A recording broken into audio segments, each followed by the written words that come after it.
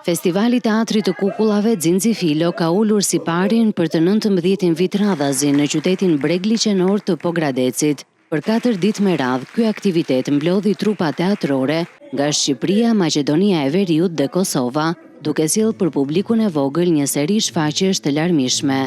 Në mbyllje të festivalit, nënkretarja e Bashkisë së Pogradecit, Entela Gusho, falenderoi trupat pjesëmarrëse për përkushtimin dhe dashurinë ndaj artit për fëmijët. Mbrëmjen e fundit, festivali kulmoi me shfaqjen Smurfët dhe Gargamela, e sjell nga Teatri Kombëtar i Kukullave.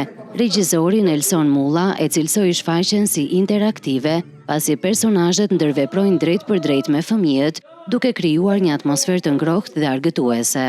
Është një shfaqje që mirë pritet edhe nga prindërit edhe nga fëmijët. Janë në gjithë kohës protagonistë edhe fëmijët, sepse Gargamela bashkëvepron me fëmijët për të gjetur ose jo Smurfët, dhe kjo është diçka, po themi vetë fëmijët bëhen në një ndahen në tifozllike. Dikush bën për tifozllik për Smurfët, dikush bën për Gargamela, ndahen po themi pak në këtë drejtim. Gjithsesi shfaqja ka mesazhe edukuese.